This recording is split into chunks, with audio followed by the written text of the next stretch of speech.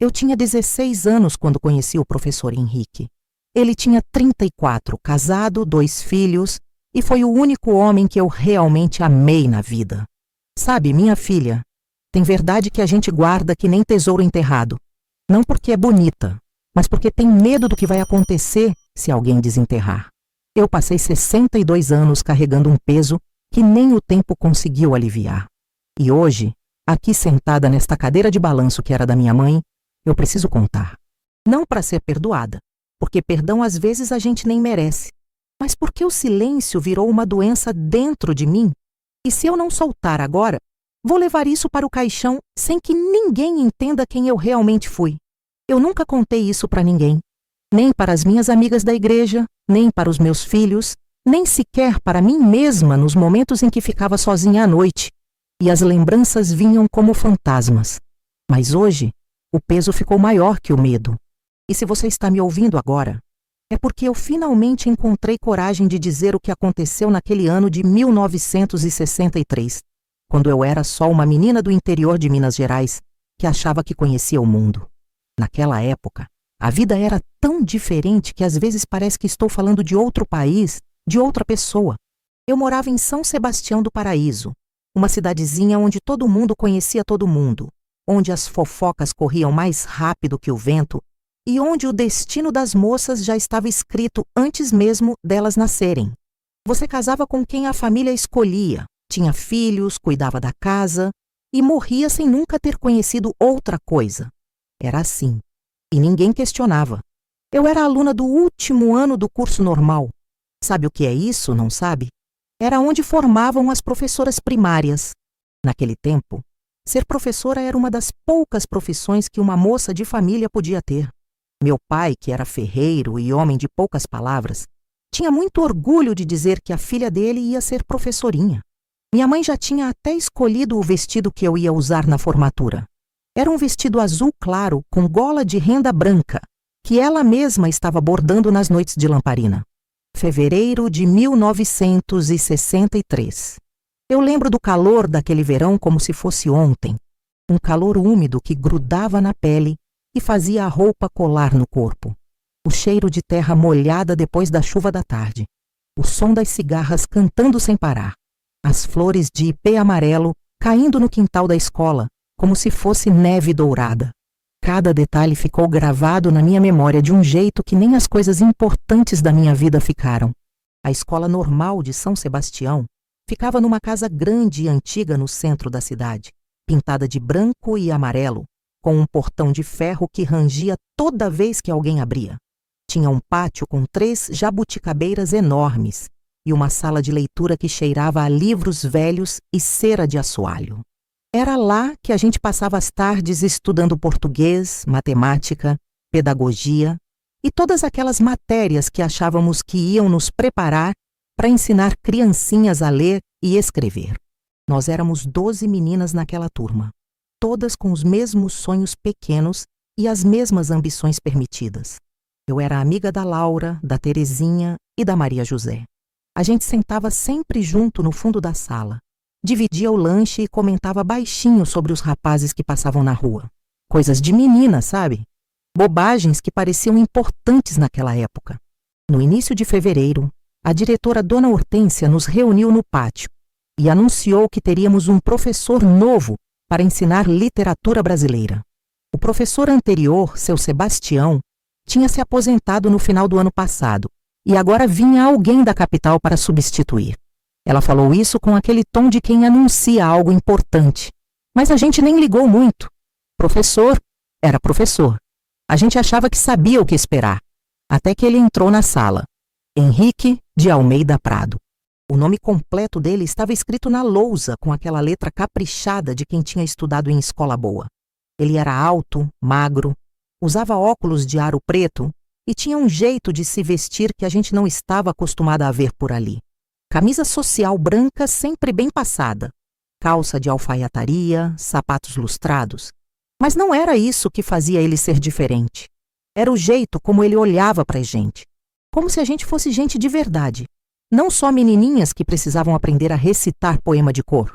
Logo na primeira aula, ele entrou, cumprimentou a gente com educação e perguntou quem já tinha lido Machado de Assis. Ninguém levantou a mão. A gente só conhecia os poemas românticos que seu Sebastião mandava decorar. Henrique sorriu, um sorriso meio triste, e disse que ia mudar isso.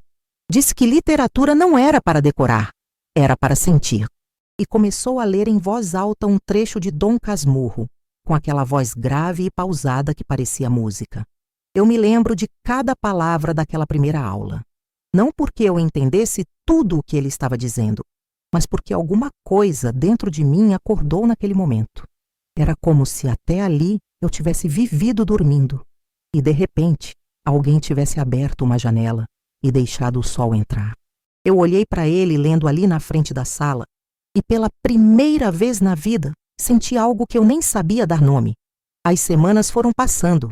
Henrique não era só diferente dos outros professores. Ele era diferente de todos os homens que eu conhecia. Ele trazia livros que não estavam no programa, falava sobre autores que a gente nunca tinha ouvido falar, contava histórias sobre quando viveu em São Paulo e em Belo Horizonte. Dizia que o mundo era maior do que aquela cidadezinha e que a gente não devia se contentar com o que nos diziam ser suficiente para uma mulher. Meu pai ficou sabendo dessas conversas e não gostou. Um dia no jantar, ele disse que esse professor novo estava botando ideia errada na cabeça das meninas, que mulher tinha que aprender a ser mãe e esposa, não ficar sonhando com coisas que não eram para ela. Minha mãe concordou em silêncio, como sempre fazia. E eu abaixei a cabeça e fingi que concordava também.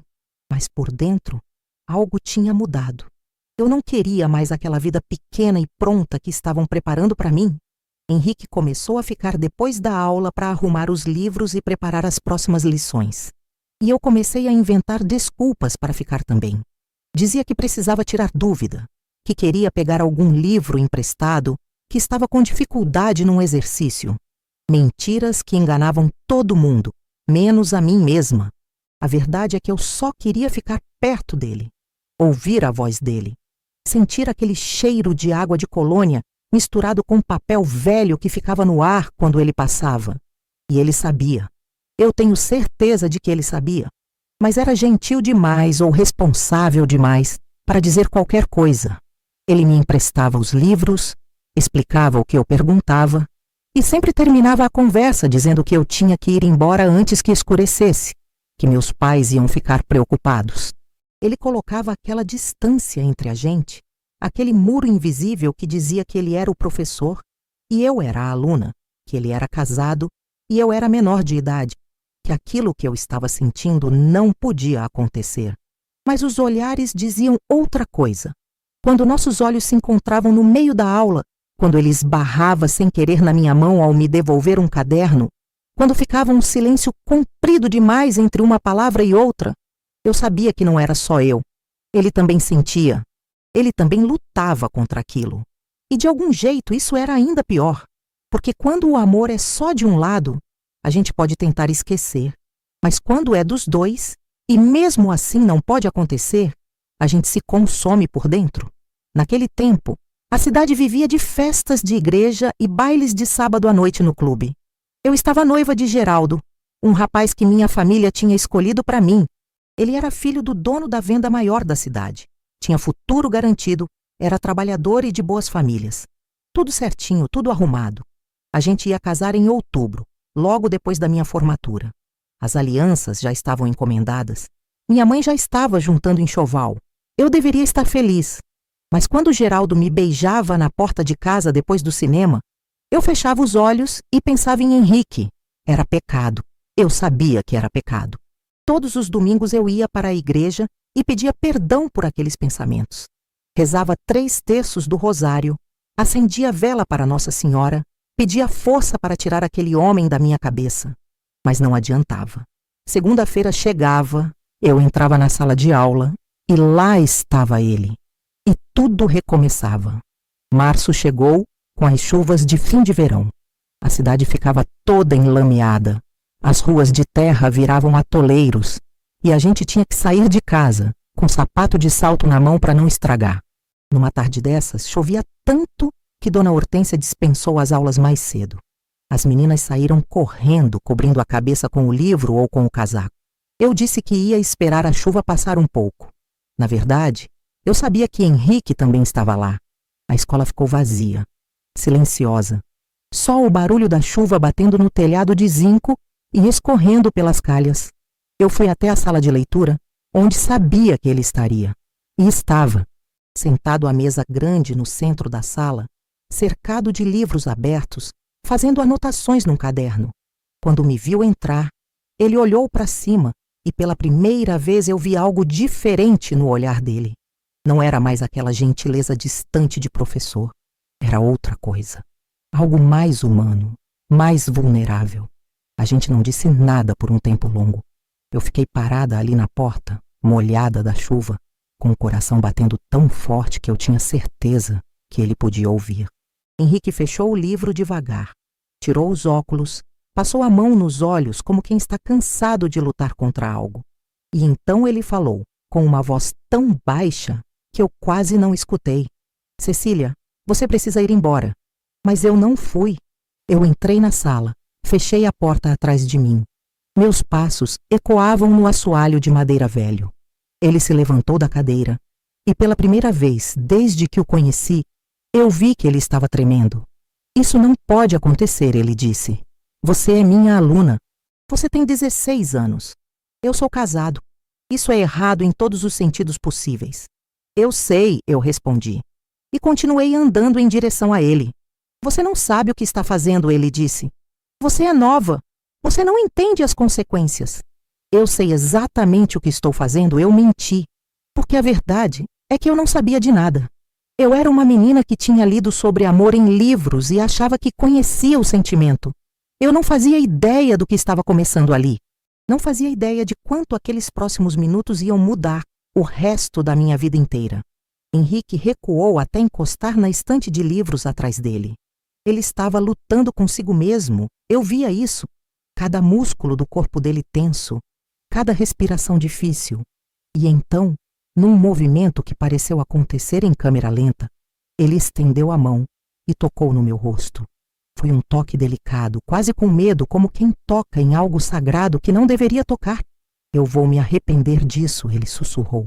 Pelo resto da minha vida, eu vou me arrepender. Não vai, eu disse.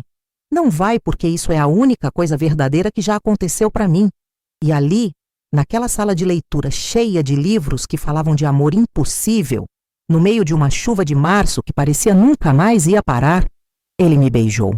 Foi um beijo desesperado, cheio de tudo aquilo que a gente tinha segurado durante semanas. Um beijo que dizia que a gente sabia que estava errado, mas que não conseguia parar. Um beijo que tinha dentro dele todo o peso das consequências que a gente ainda ia pagar. Eu não vou entrar em detalhes do que aconteceu depois. Algumas coisas são sagradas demais, mesmo quando são pecado. O que eu posso dizer é que naquela tarde, naquele chão de tábua corrida fria, eu me entreguei completamente para um homem que não era meu, que nunca poderia ser meu. E ele se entregou também, com toda a culpa e todo o desejo de quem sabe que está atravessando uma linha que não deveria atravessar. Quando a chuva parou, a gente se vestiu em silêncio. Não conseguíamos olhar um para o outro. O peso do que acabamos de fazer tinha caído sobre nós dois como um teto desabando. Henrique encostou na parede, cobriu o rosto com as mãos e começou a chorar. Eu nunca tinha visto um homem chorar antes. Não sabia que homem podia chorar assim, com o corpo inteiro, com soluços que pareciam vir de um lugar muito fundo dentro do peito. O que foi que eu fiz? Ele repetia. Meu Deus, o que foi que eu fiz? Eu tentei tocá-lo, mas ele se afastou. Disse que eu tinha que ir embora. Disse que ninguém podia saber o que tinha acontecido ali.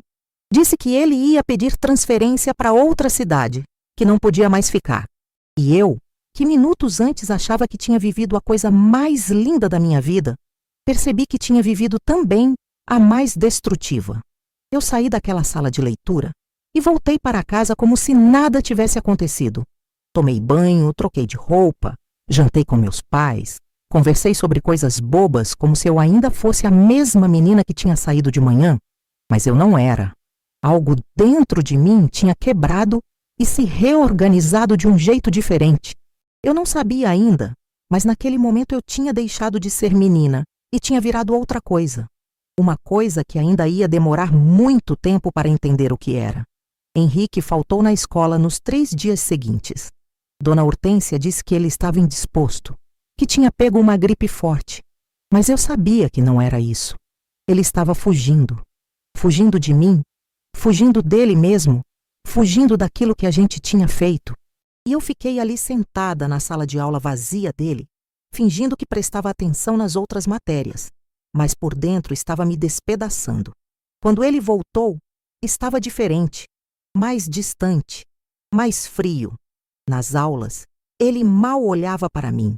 Quando precisava se dirigir a mim, usava apenas meu sobrenome, com uma formalidade que doía mais do que um tapa na cara teria doído. Eu tentei falar com ele depois da aula, mas ele disse que não havia nada para falar. Disse que aquilo tinha sido um erro, um momento de fraqueza que jamais deveria ter acontecido, e que o melhor para os dois era fingir que não tinha acontecido. Mas tinha acontecido. E eu levava aquilo gravado no corpo e na alma de um jeito que nenhum fingimento ia apagar. As semanas foram passando. Meu noivado com Geraldo continuava nos trilhos. Marcamos a data do casamento para o dia 19 de outubro.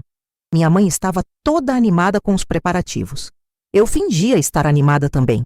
Ia às lojas escolher tecido para o vestido, ajudava a fazer lista de convidados, conversava sobre onde ia ser a festa. Mas tudo aquilo parecia estar acontecendo com outra pessoa. Eu estava lá fisicamente, mas minha cabeça estava sempre naquela tarde de chuva, naquela sala de leitura, nos braços daquele homem que agora me tratava como se eu fosse uma estranha. Em maio, eu percebi que minha menstruação estava atrasada. Primeiro pensei que era nervosismo com os preparativos do casamento. Depois pensei que era por causa da prova final que estava chegando. Mas quando chegou junho e nada tinha vindo, uma verdade terrível começou a se formar dentro da minha cabeça. Uma verdade que eu não queria aceitar, mas que não conseguia ignorar. Eu estava grávida. Grávida de Henrique. Grávida de um homem casado que era meu professor, que tinha acontecido uma única vez, num único momento de loucura que agora ia me perseguir pelo resto da vida. Eu não disse nada para ninguém. Nem para minhas amigas, nem para minha mãe, nem para Henrique. Eu fiquei ali com aquele segredo crescendo dentro de mim, junto com o bebê que estava crescendo também. Cada dia que passava era uma agonia. Cada vez que minha mãe falava do casamento, cada vez que Geraldo me beijava, cada vez que eu via Henrique na escola fingindo que eu não existia, eu sentia que ia enlouquecer. Eu pensei em contar. Pensei 1000 vezes. Pensei em puxar Henrique pelo braço e dizer: "Olha o que você fez comigo! Olha a consequência daquela tarde. Você não pode simplesmente fingir que não aconteceu porque aconteceu e agora está crescendo dentro de mim." Mas toda vez que ia fazer isso, eu lembrava do que ia acontecer. Ele ia perder o emprego, ia perder a família, ia ser expulso da cidade em desgraça. E eu ia ser apontada na rua como a perdida que seduziu o professor. Ia ser expulsa de casa, ia perder tudo. E ainda assim ia ter que criar aquele bebê sozinha, carregando a marca da vergonha para sempre. Então eu tomei a decisão mais covarde e mais sábia da minha vida. Eu antecipei o casamento. Fui até Geraldo e disse que não queria esperar até outubro. Disse que queria casar logo, em junho mesmo, assim que terminasse o curso. Ele ficou surpreso, mas contente. Achou que era porque eu estava apaixonada, porque não aguentava mais esperar. Meus pais acharam estranho no começo, mas depois aceitaram. Afinal, casar era casar. Não importava se era em junho ou outubro. E foi assim que, em 22 de junho de 1963, uma semana depois da minha formatura, eu me casei com Geraldo Rodrigues da Silva, na Igreja Matriz de São Sebastião do Paraíso. Eu usei um vestido branco de renda que era da minha avó, segurei um buquê de flores brancas que tremiam na minha mão e disse sim diante de Deus e de todo mundo. Henrique não foi ao casamento, eu nem esperava que fosse. Mas quando eu estava ali no altar, prometendo amar e honrar um homem que eu não amava, eu olhei para trás por um segundo e jurei que via ele parado lá no fundo da igreja, olhando para mim com aqueles olhos que diziam tudo e não diziam nada ao mesmo tempo. Mas quando pisquei, ele não estava mais lá. Talvez nunca esteve. Talvez foi só minha cabeça pregando peça em mim. Não sei. Nunca vou saber. A lua de mel foi em Poços de Caldas. Geraldo estava feliz, achando que tinha casado virgem com uma moça de família. E eu deixei ele pensar isso. Na nossa primeira noite, ele foi gentil e cuidadoso, do jeito que achava que um marido devia ser com uma esposa inexperiente. Eu fingi surpresa, fingi dor, fingi tudo aquilo que ele esperava que eu fingisse. E quando terminou e ele adormeceu satisfeito ao meu lado, eu fiquei olhando para o teto do hotel e chorando em silêncio, sabendo que tinha vendido minha alma por uma mentira que agora teria que sustentar para sempre. 2 meses depois do casamento, eu disse para Geraldo que estava grávida. Ele ficou radiante, saiu contando para todo mundo que ia ser pai. Minha mãe fez uma festa para comemorar. Meu pai disse que agora sim eu era mulher de verdade. E eu ali, sorrindo, recebendo os parabéns, sentindo aquele bebê mexer dentro de mim e sabendo que ele era filho de outro homem. Em março de 1964, numa manhã fria de outono, eu dei à luz um menino. Um menino lindo com olhos escuros e cabelo preto, igualzinho a Henrique. Geraldo estava tão feliz que não reparou. Ou se reparou, nunca disse nada. A gente deu o nome de José, em homenagem ao avô de Geraldo. Mas toda vez que eu olhava para aquele bebê, eu via Henrique. Cada traço do rosto, cada gesto, cada olhar, era ele renascido em miniatura. E era uma tortura diária. Uma tortura linda, mas tortura. Porque eu amava aquele menino mais do que tudo na vida, mas ao mesmo tempo ele era a lembrança viva do meu pecado, do meu erro, da tarde que mudou tudo. Henrique tinha ido embora da cidade logo depois do meu casamento. Pediram transferência para ele para uma escola em Belo Horizonte e ele aceitou sem questionar. Não nos despedimos, não trocamos uma palavra. Ele simplesmente desapareceu da minha vida como se nunca tivesse existido. E eu fiquei. Fiquei com o marido que não amava, com o filho que ele achava que era dele, com a mentira que crescia cada dia mais pesada em cima de mim. Os anos foram passando. Eu tive mais 2 filhos com Geraldo. 2 meninas, Alice e Marina. Bonitas, saudáveis, parecidas comigo. Mas José sempre foi diferente. José sempre foi especial.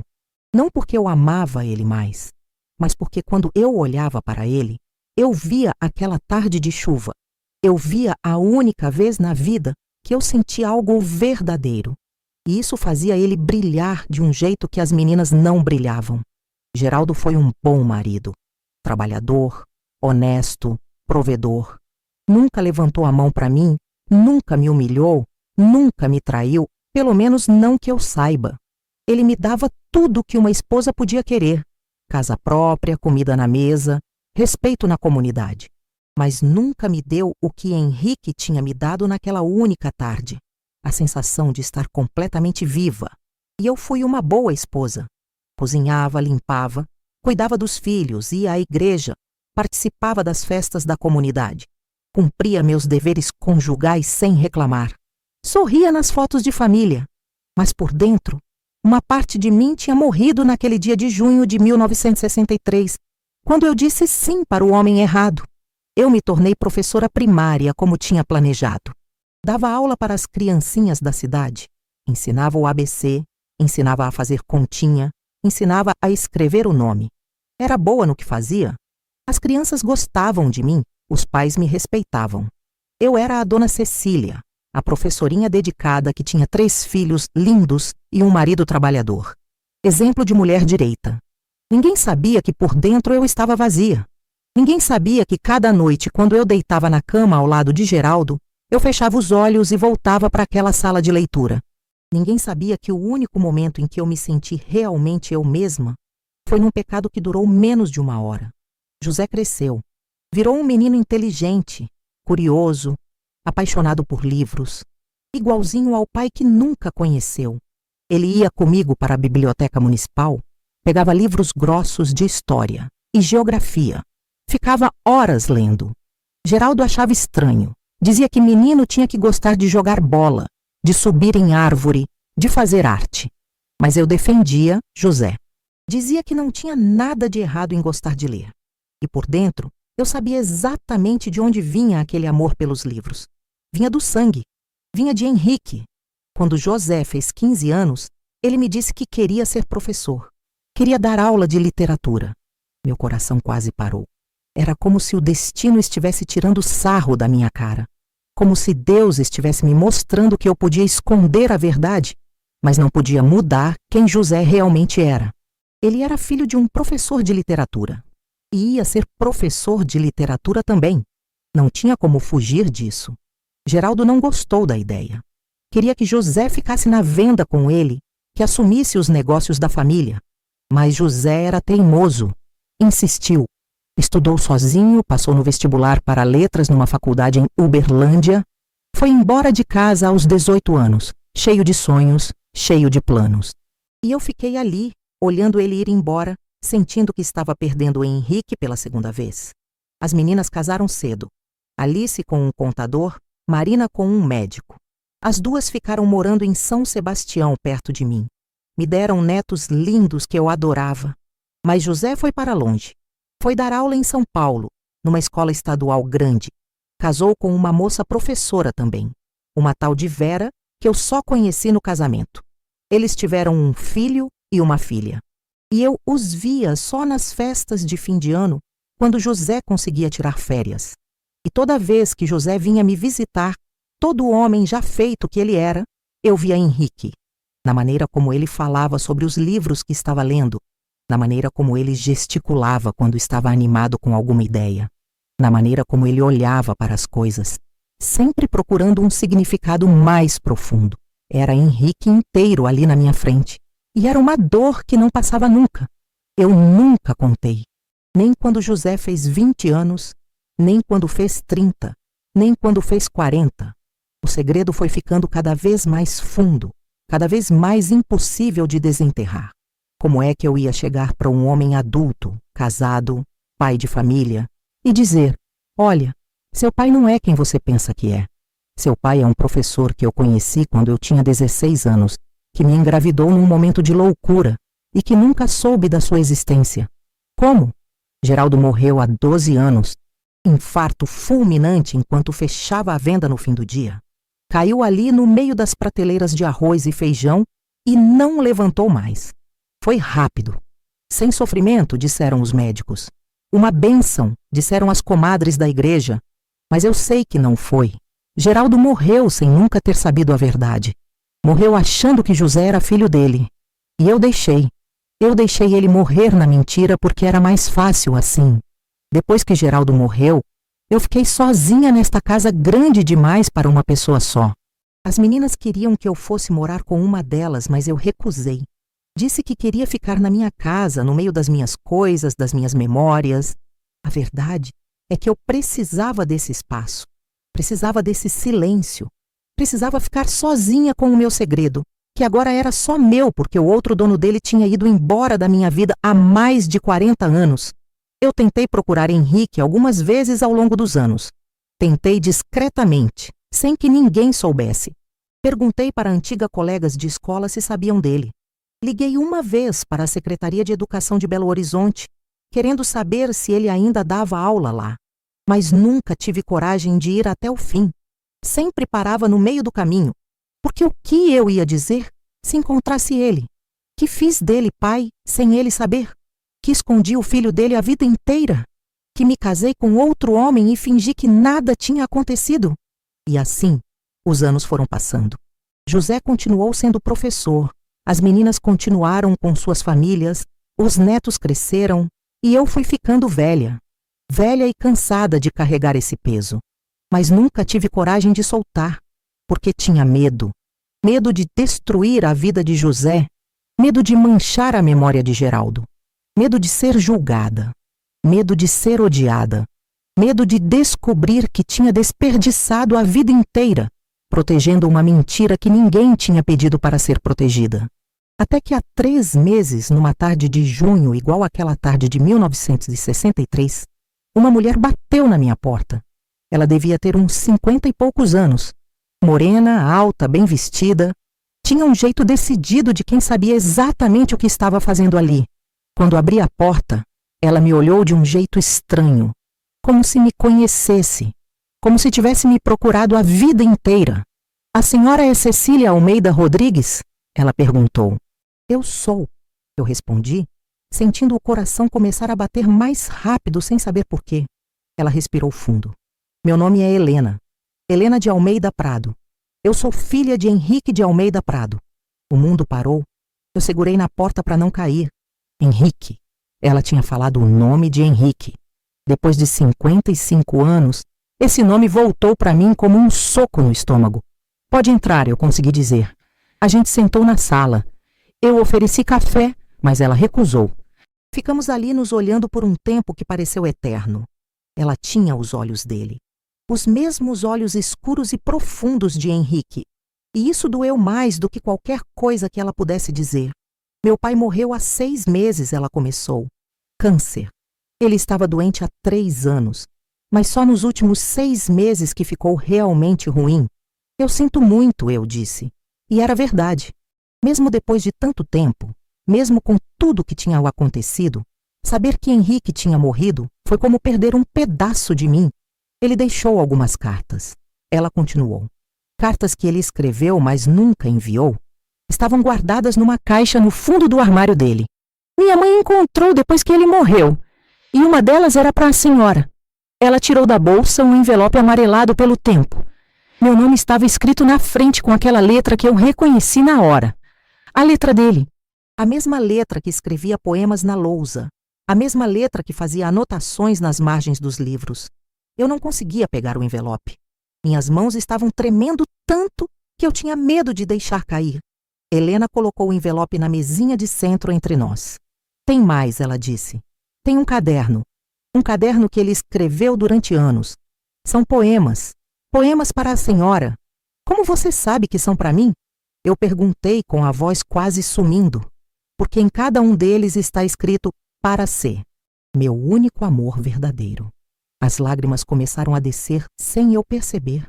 55 anos guardando aquele segredo, fingindo que tinha esquecido, fingindo que não importava. E agora essa mulher vinha me dizer que ele nunca tinha esquecido também, que ele tinha escrito poemas para mim durante anos, que eu tinha sido o amor verdadeiro dele, assim como ele tinha sido o meu. Mas tem outra coisa, Helena continuou.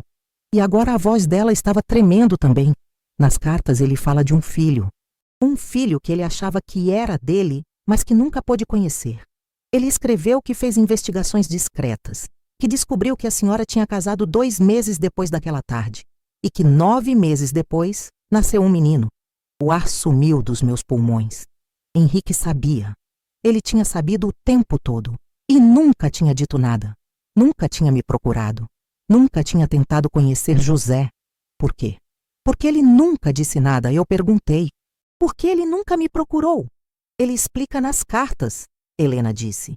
Ele diz que a senhora tinha feito uma escolha, que tinha escolhido se casar, ter uma família, ter uma vida respeitável, e que ele não tinha o direito de destruir isso, que se ele aparecesse, ia destruir a família da senhora, ia marcar o menino para sempre, ia transformar tudo numa tragédia.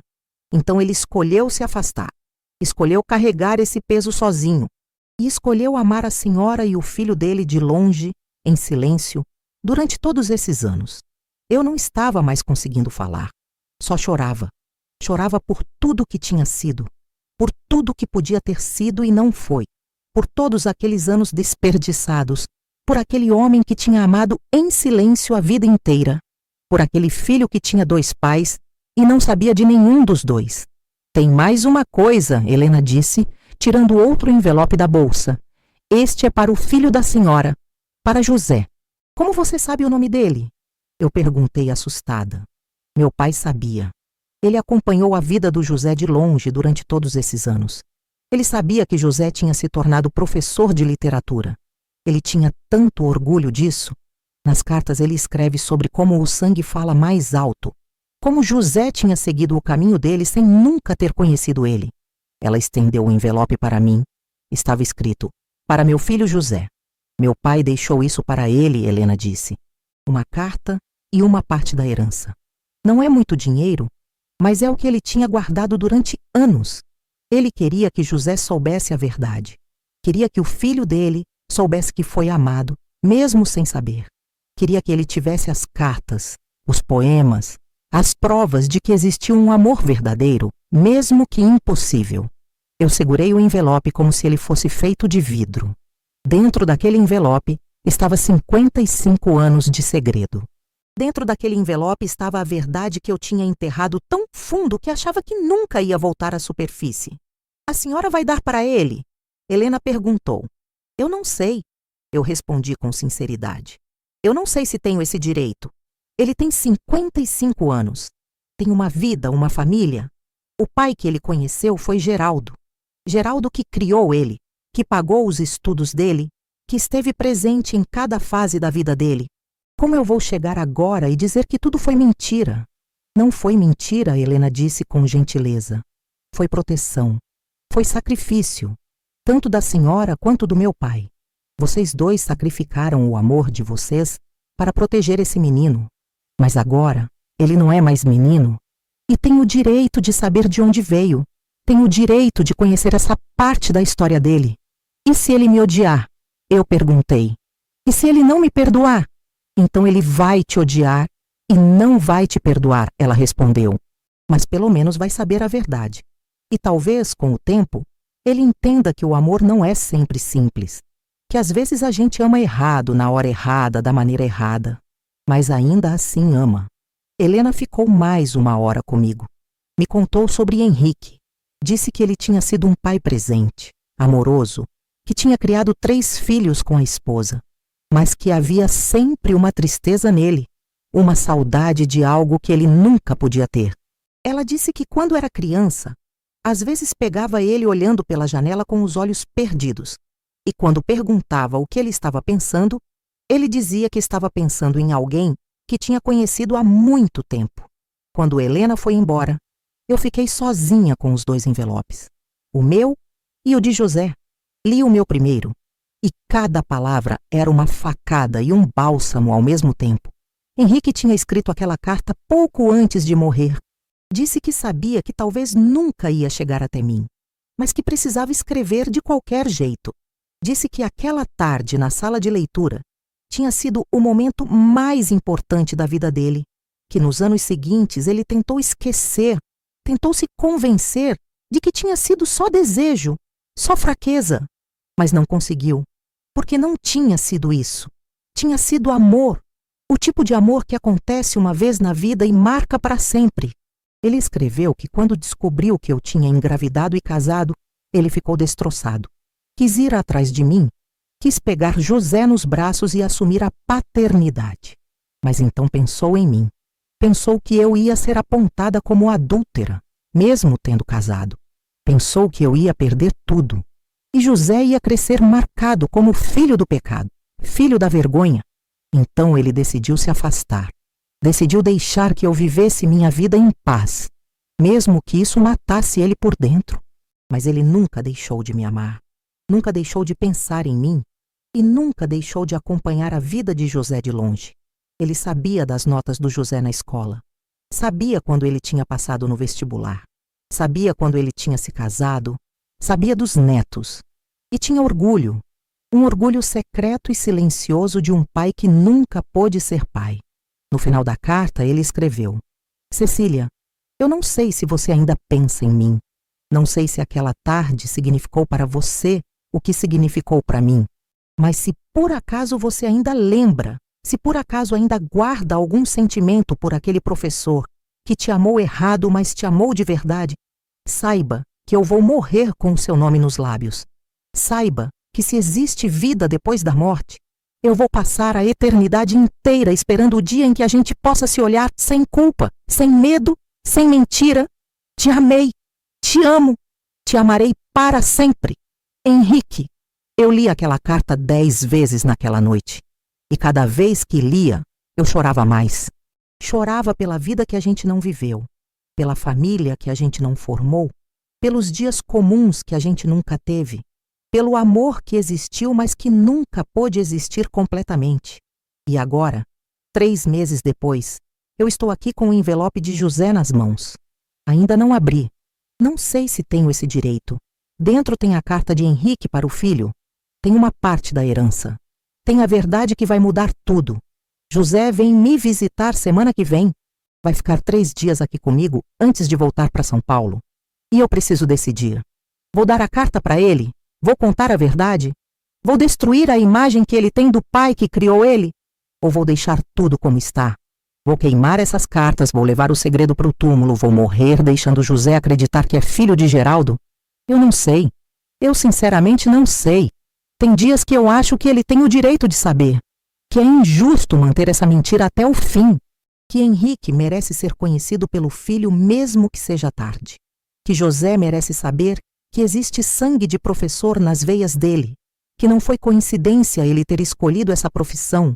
Que ele é continuação de alguém que ele nunca conheceu, mas que o amou a vida inteira.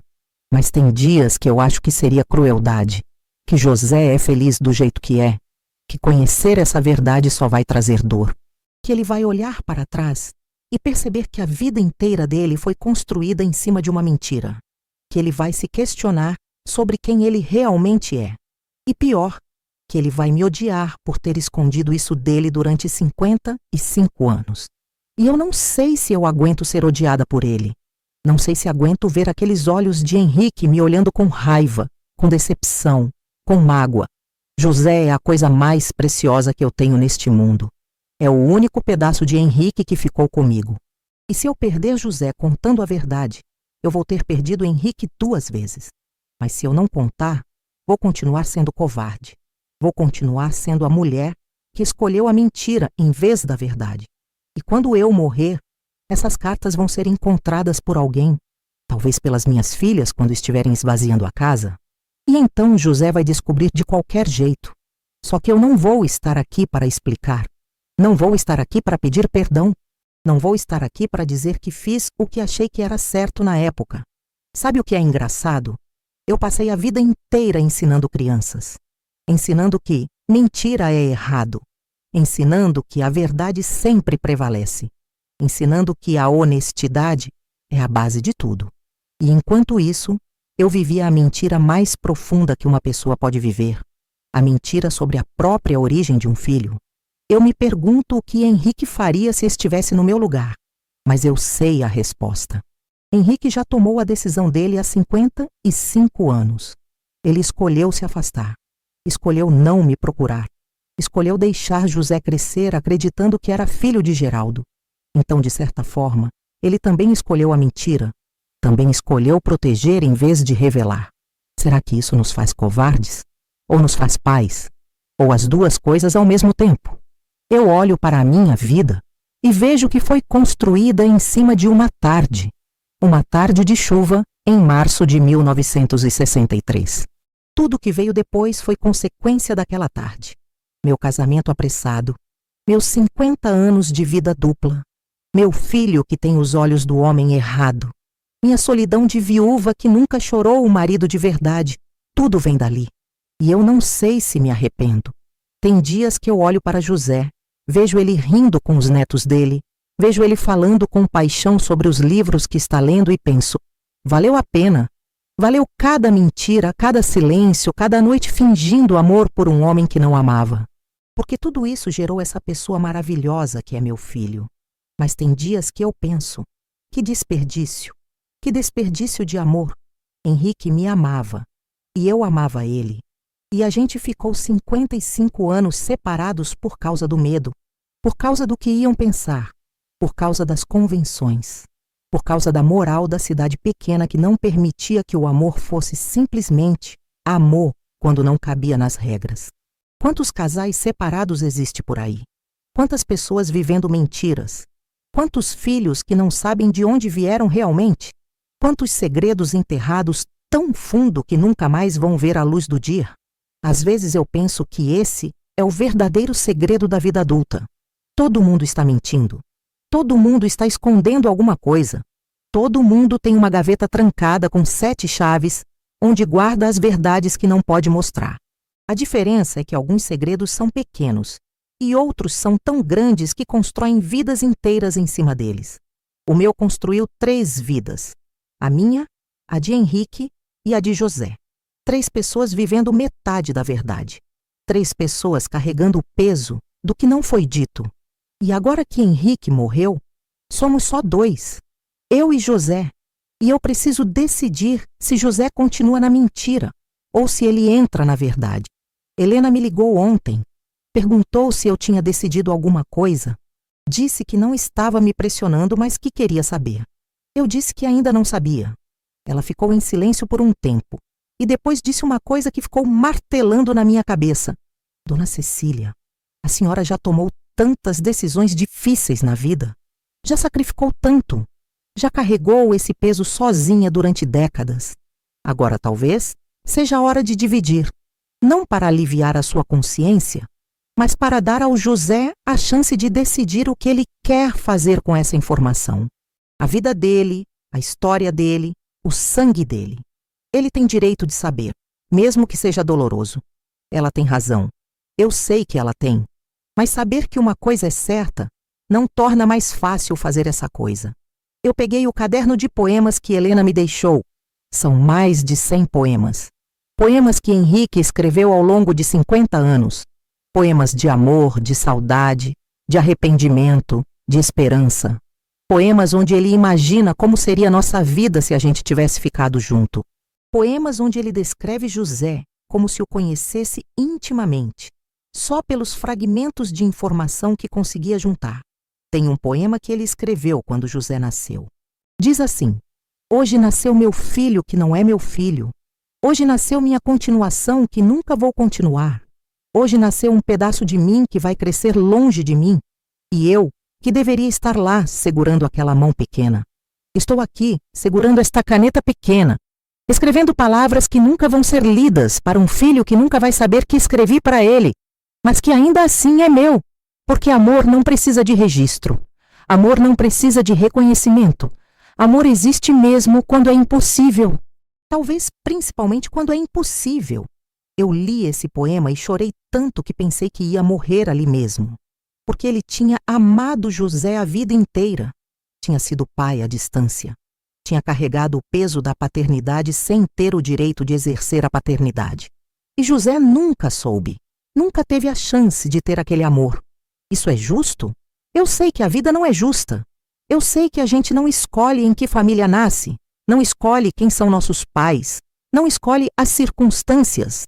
Mas quando a gente tem a chance de fazer alguma justiça, mesmo que tardia, a gente não deveria fazer? Geraldo foi um bom pai para José. Foi presente, foi amoroso, foi provedor. José cresceu com um pai que estava lá. Não foi privado de paternidade. Foi privado da verdade. E isso faz diferença? Um pai mentiroso que está presente é melhor do que um pai verdadeiro que está ausente? Eu não sei. Ninguém sabe. Porque não existe manual para esse tipo de situação. Hoje de manhã eu acordei e peguei o envelope de José. Fiquei olhando para aquela letra de Henrique escrevendo para meu filho José. E pela primeira vez em 3 meses, eu tive um momento de clareza.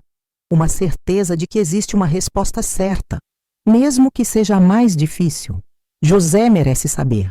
Não porque vai fazer ele feliz. Talvez não faça. Talvez faça o contrário. Talvez abra feridas que nunca vão cicatrizar completamente. Mas ele merece saber porque a verdade é dele. A história é dele. O sangue é dele. Henrique passou a vida inteira calado por mim, para me proteger, para proteger José. Mas ele deixou essas cartas porque sabia que um dia a verdade precisaria ser dita. Ele confiou em mim para fazer isso, para ter a coragem que ele não teve quando era vivo. E eu vou ter. Vou ter porque eu devo isso a Henrique, porque eu devo isso a José, e porque eu devo isso a mim mesma.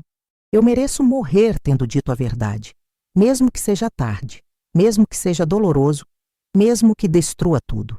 Semana que vem, quando José chegar, eu vou sentar com ele aqui nesta sala.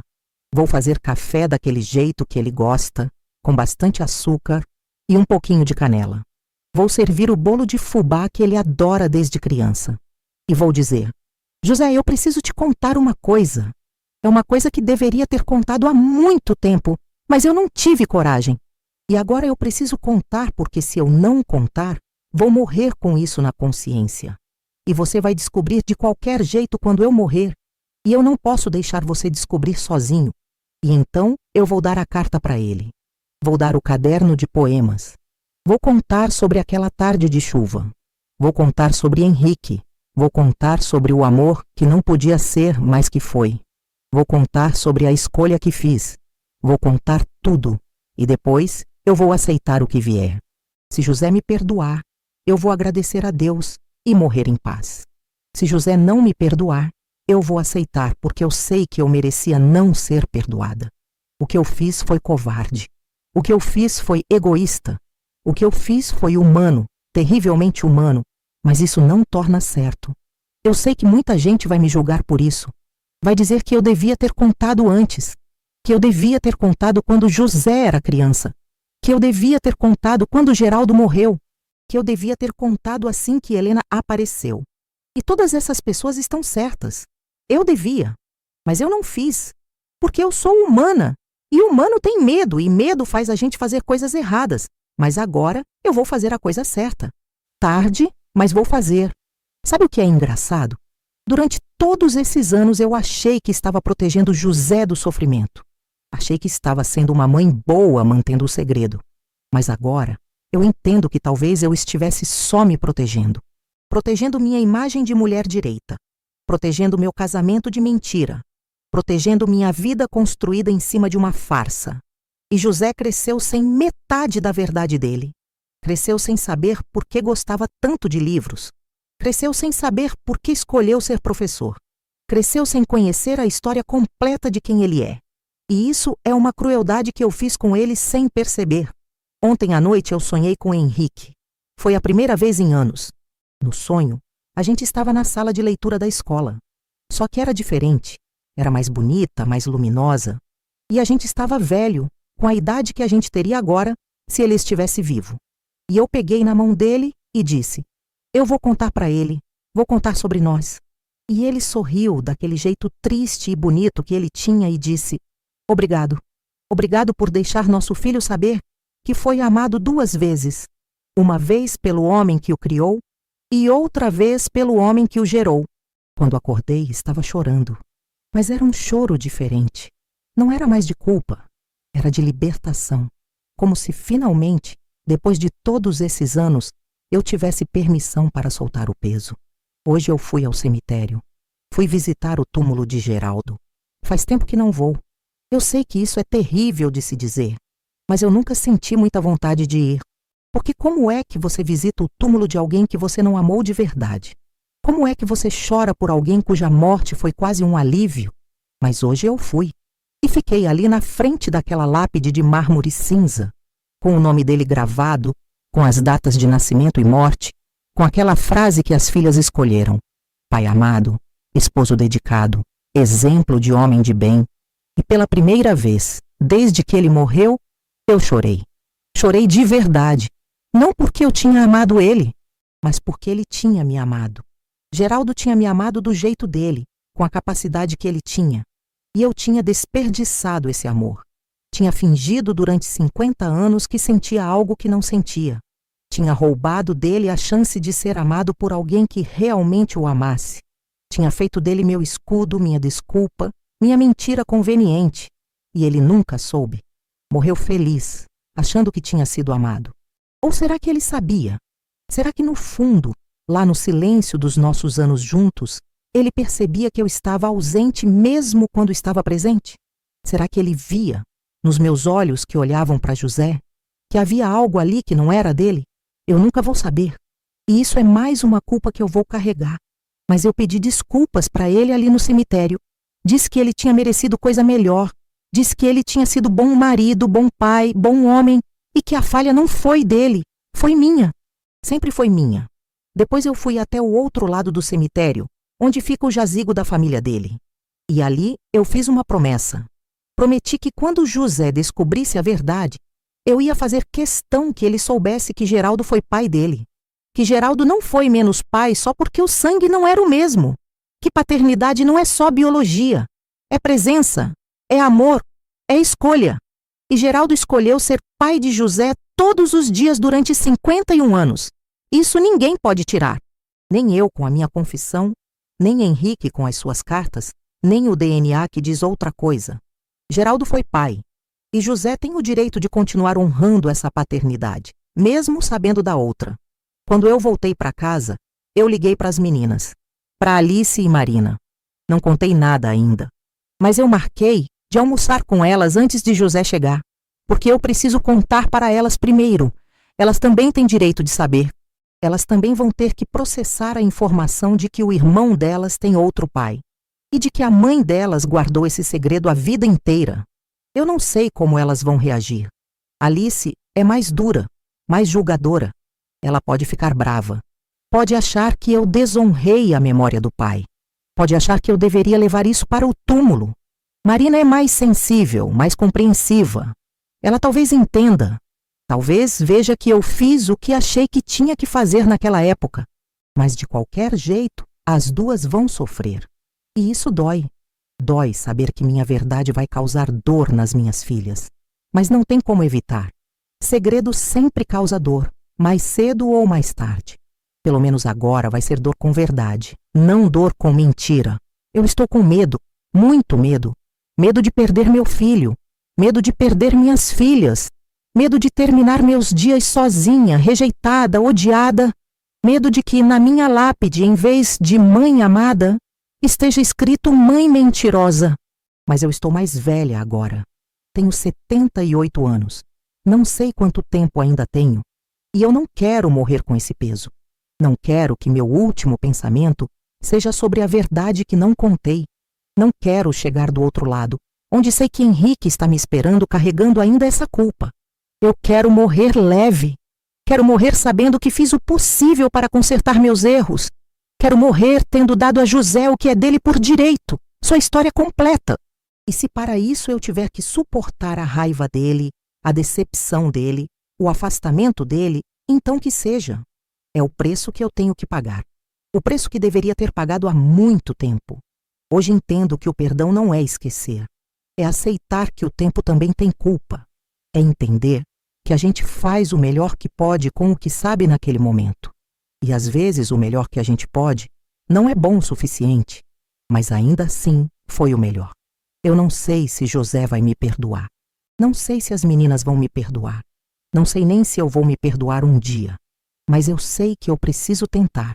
Preciso dar esse passo. Preciso soltar esse segredo que guardei por 62 anos. Porque no fim, a única coisa que a gente leva desta vida é a verdade que a gente teve coragem de dizer. E eu quero levar comigo a verdade de que eu amei. Amei errado, amei impossível, amei proibido, mas amei. E desse amor nasceu José. E José merece saber que ele foi fruto de amor, não de mentira. Semana que vem, quando eu entregar aquelas cartas para meu filho, eu vou estar entregando junto todos os meus medos, todas as minhas culpas, todos os meus arrependimentos. E então, pela primeira vez em 62 anos, eu vou estar livre. Se você também já carregou um segredo, me conta nos comentários. Eu leio cada um com carinho, porque a gente não está sozinha nessa caminhada de verdades guardadas e amores impossíveis. A gente nunca está,